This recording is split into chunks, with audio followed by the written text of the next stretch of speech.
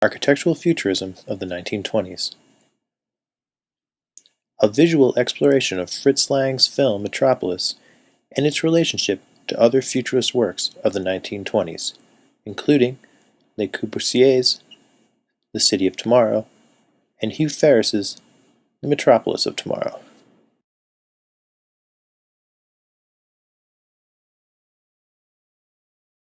Metropolis, 1927. Metropolis is an expressionist silent film that was created in Germany in the year 1927.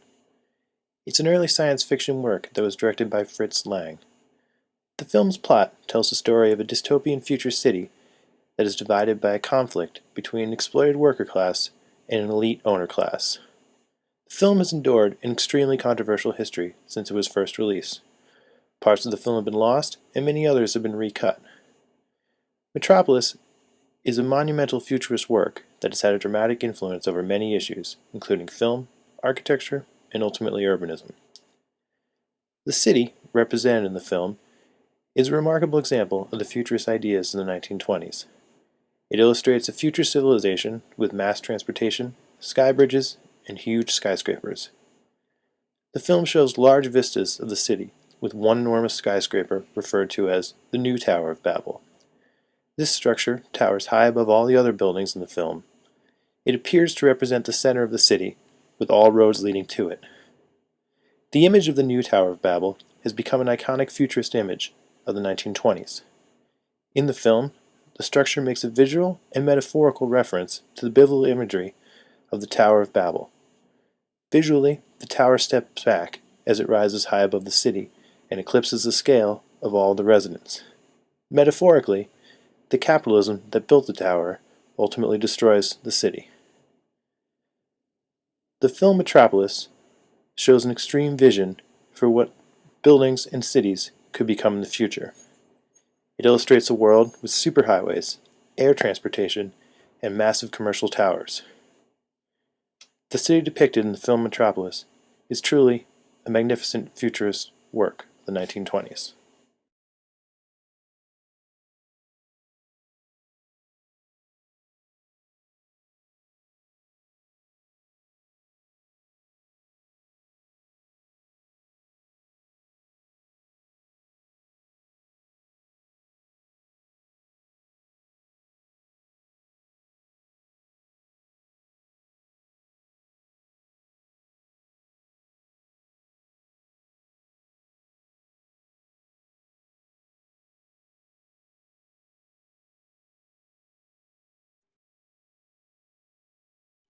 The City of Tomorrow, 1925.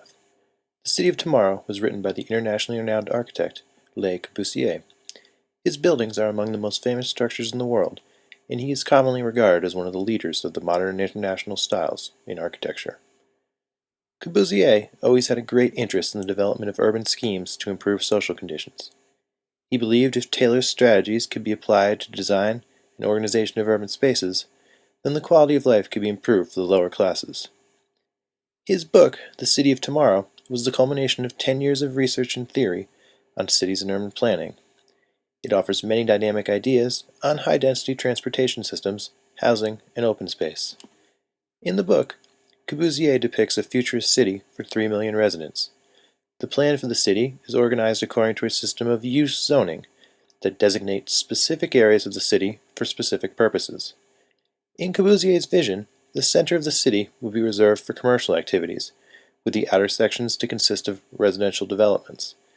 These distinct districts would be interconnected by a mass transportation system with specific circulation for automobiles, trains, and pedestrian traffic. The central business section of the city was to be comprised of 25 glass skyscrapers. These towers would be 60 stories in height and only take up 5% of the surface area, leaving the remaining space for parks. The outer residential sections of the city will be comprised of thin, zigzag-shaped apartment buildings, each 6 stories in height. While the futurist city depicted in Corbusier's City of Tomorrow was never constructed, many of the ideas presented in the book are still extremely relevant today. For example, Corbusier was truly visionary about the development of mass transportation and the significance of the automobile. He designed his city with massive autoroads, airports, and circulation for pedestrian commuters. Corbusier also emphasized the importance of open space, urban gardens, and parks. He concluded that city planners need to be focused on incorporating nature rather than overtaking it. Overall, Corbusier's concept for a utopian city illustrated the principles of the Futurist movement in the 1920s on a grand scale.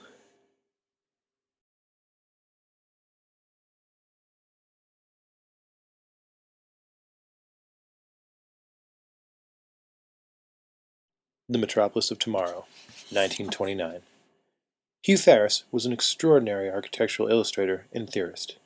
He had a very unique career that provided inspiration to generations of architects. Hugh Ferris was extremely interested in the building topography of the skyscraper. His professional work was devoted to depicting this structure in a monumental form of representation. He drew much of his inspiration from the Tower of Babel myth. This classical image of a tower that steps back became the focus of his skyscraper designs. Ferris was known for his dramatic futurist visions of massive high-rise towers with roof-terraced gardens bisected by multi-story highways. Hugh Ferris published The Metropolis of Tomorrow in 1929. The book was a collection of his drawings on skyscrapers, theories on architecture, and a vision for an imaginary city. Ferris's futurist city was designed on a monumental scale, with massive towers that dominated the skyline. He envisioned a city that was more metaphorical than literal. The work was intended to illustrate how architecture could be used to build a massive utopian community that could provide improved conditions for the human race. Ferris's imaginary city was comprised of many civic centers spread across a vast urban landscape. Each one of these centers was denoted with an enormous skyscraper that served a specific discipline. In the plan, the city was divided into 3 distinct districts, with a central park in the shape of a circle. From this position, the city fanned out into 3 separate directions. The largest section was placed at the bottom of the plan, and it was reserved for business. The 2 other smaller districts were equally reserved for arts and science. In the Metropolis of Tomorrow, Ferris identifies many civic centers in the city with specific renderings, such as business, arts, science, power, finance, industrial arts, philosophy, technology, and religion.